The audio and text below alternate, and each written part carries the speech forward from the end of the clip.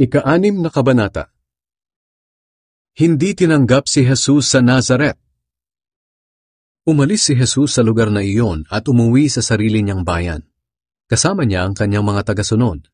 Pagdating ng araw ng pamamahinga, pumunta siya sa sambahan ng mga Hudyo at nagturo roon. Nagtaka ang maraming taong nakikinig sa kanya.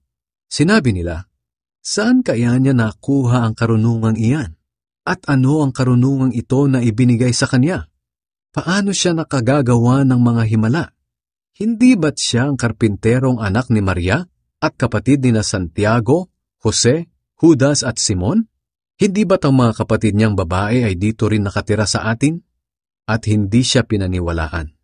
Sinabi ni Jesus sa kanila, "Ang isang propeta ay ginagalang kahit saan, maliban sa kanyang sariling bayan at mga kamag-anak at mga kasambahay. Yan ang dahilan kung bakit hindi siya nakagawa ng mga himala roon, maliban sa ilang may sakit na pinatungan niya ng kamay at pinagaling." Nagtaka siya sa kawalan nila ng pananampalataya sa kanya. Sinugo ni Jesus ang 12 apostol. Nilibot ni Jesus ang mga kanayunan at nangaral sa mga tao. Tinawag niya ang 12 apostol at sinugo sila ng dala-dalawa. Binigyan niya sila ng kapangyarihang magpalayas ng masasamang espiritu. At ibinilin niya sa kanila, "Huwag kayong magdala ng anuman sa inyong paglalakbay kahit pagkain, pera o bag, maliban sa isang tungkod. Pwede kayong magsuot ng sandalyas, pero huwag kayong magdala ng bihisan.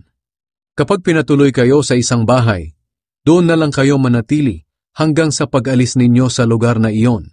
Kung ayaw kayong tanggapin o pakinggan ng mga tao sa isang lugar, umalis kayo roon at ipagpag ninyo ang alikabok sa inyong mga paa bilang babala laban sa kanila." Kaya umalis ang 12 at nangaral sa mga tao na dapat nilang pagsisihan ang kanilang mga kasalanan. Pinalayas nila ang maraming masamang espiritu at maraming may sakit ang pinahiran nila ng langis at pinagaling. Ang pagkamatay ni Juan na tagapagbautismo. Nabalitaan ni Haring Herodes ang tungkol kay Jesus dahil kilalang-kilala na siya kahit saan. May mga nagsasabi, siya ay si Juan na tagapagbautismo na muling nabuhay, kaya nakagagawa siya ng mga himala. Ang sabi naman ng iba, siya ay si Elias. At may mga nagsasabi rin na siya ay isang propeta, na tulad ng mga propeta noong unang panahon. Pero nang mabalitaan ni Herodes ang mga sinabing iyon ng mga tao, sinabi niyang, "Muling nabuhay si Juan na pinapugutan ko ng ulo." Ipinahuli noon ni Herodes si Juan at ipinabilanggo, dahil tinutuligsa ni Juan ang relasyon niya kay Herodias. Si Herodias ay asawa ng kapatid ni Herodes na si Felipe, pero kinuha siya ni Herodes bilang asawa. Laging sinasabihan ni Juan si Herodes na hindi tama na kunin niya ang asawa ng kanyang kapatid. Kaya nagkimkim ng galit si Herodias kay Juan at gusto niya itong ipapatay. Pero hindi niya magawa dahil ayaw pumayag ni Herodes. Takot si Herodes kay Juan dahil alam niyang matuwid at mabuting tao si Juan. Kaya ipinagtatanggol niya ito. Kahit nababagabag siya sa mga sinasabi ni Juan, gustong-gusto pa rin niyang makinig dito. Pero sa wakas ay dumating din ang pagkakataong hinihintay ni Herodias. Kaarawan noon ni Herodes at nagdaos siya ng malaking handaan. Inimbitan niya ang mga opisyal ng Galilea, mga commander ng mga sundalong Romano, at iba pang mga kilalang tao roon. Nang oras na ng kasiyahan, pumasok ang anak na babae ni Herodias at nagsayaw. Labis na nasiyahan si Herodes at ang mga bisita niya. Kaya sinabi ni Herodes sa dalaga, "Humingi ka sa akin ng kahit anong gusto mo at ibibigay ko." At sumumpa pa siya na ibibigay niya sa dalaga kahit ang kalahati pa ng kanyang kaharian. Lumabas muna ang dalaga at tinanong ang kanyang ina kung ano ang hihilingin niya. Sinabihan siya ng kanyang ina na hingin ang ulo ni Juan na tagapagbautismo.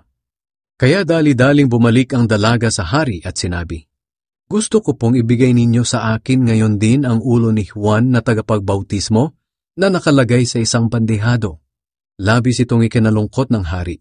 Pero dahil nangako siya sa harap ng mga bisita niya, hindi siya makatanggi sa dalaga. Kaya pinapunta niya agad sa bilangguan ang isang sundalo upang dalhin sa kanya ang ulo ni Juan. Pumunta ang sundalo sa bilangguan at pinugutan ng ulo si Juan. Inilagay niya ang ulo sa bandehado at ibinigay sa dalaga.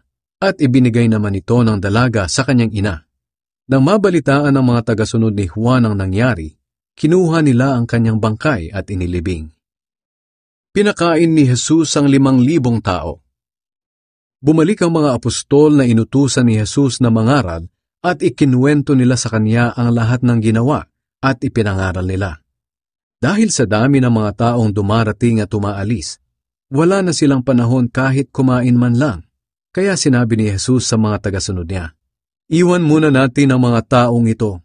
Pumunta tayo sa ilang para makapagpahinga." Kaya sumakay sila sa isang bangka at pumunta sa isang ilang. Pero marami ang nakakita at nakakilala sa kanila noong umalis sila. Kaya mabilis namang naglakad ang mga tao mula sa iba't ibang bayan, papunta sa lugar na pupuntahan ni na Jesus. At nauna pa silang dumating doon. Kaya nang bumaba si Jesus sa bangka, nakita niya ang napakaraming tao. Naawa siya sa kanila dahil para silang mga tupa na walang pastol. Kaya tinuruan niya sila ng maraming bagay. Nang dapit hapon na, lumapit kay Jesus ang mga tagasunod niya at sinabi, "Nasa ilang po tayo at malapit ng gumabi. Paalisin niyo na po ang mga tao nang makapunta sila sa mga karatig nayon at bukid para makabili ng pagkain." Pero sinabi ni Jesus sa kanila, "Kayo ang magpakain sa kanila." Sumagot sila, "Aabutin po ng 8 buwang sahod ang gagastusin para sa kanila. Bibili po ba kami ng ganoong halaga ng tinapay para ipakain sa kanila?" Tinanong sila ni Jesus, "Ilan ba ang dala ninyong tinapay?" "Sige, tingnan nga ninyo." Tiningnan nga nila at sinabi kay Jesus, "Mayroon po tayong 5 tinapay at 2 isda." Pagkatapos, inutusan ni Jesus ang kanyang mga alagad na paupuin ng grupo-grupo ang mga tao sa damuhan. Kaya umupo nga sila ng grupo-grupo, tig-100 at tig-50 bawat grupo. Kinuha ni Jesus ang 5 tinapay at 2 isda. Tumingala siya sa langit at nagpasalamat sa Diyos. Pagkatapos, hinati-hati niya ang tinapay at ibinigay sa mga tagasunod niya para ipamigay sa mga tao. Ganoon din ang ginawa niya sa isda. Kumain silang lahat at nabusog. Pagkatapos, tinipon nila ang natirang tinapay at isda at nakapuno sila ng 12 basket. Ang bilang ng mga lalaking kumain ay 5,000. Lumakad si Jesus sa ibabaw ng tubig. Pagkatapos, pinasakay agad ni Jesus sa bangka ang mga tagasunod niya at pinauna sa bayan ng Betsaida sa kabila ng lawa, habang pinapauwi niya ang mga tao. Nang makaalis na ang mga tao, umakyat siya sa isang bundok upang manalangin. Nang gumabi na, nasa laot na ang bangka at siya na lang ang naiwan. Nakita niyang hirap sa pagsagwa ng mga tagasunod niya dahil salungat sila sa hangin. Nang madaling araw na, sumunod sa kanila si Jesus na naglalakad sa ibabaw ng tubig. Lalampasan na lang sana niya sila, pero nakita siya ng mga tagasunod niya na lumalakad sa ibabaw ng tubig. Natakot sila at nagsigawan dahil akala nila ay multo siya. Pero nagsalita agad si Jesus, "Ako ito, huwag kayong matakot. Lakasan ninyo ang inyong loob." Sumakay siya sa bangka at biglang tumigil ang malakas na hangin. Namangha sila ng husto dahil hindi pa rin sila nakakaunawa kahit nakita na nila ang himalang ginawa ni Jesus sa tinapay. Ayaw nilang maniwala dahil matigas ang puso nila.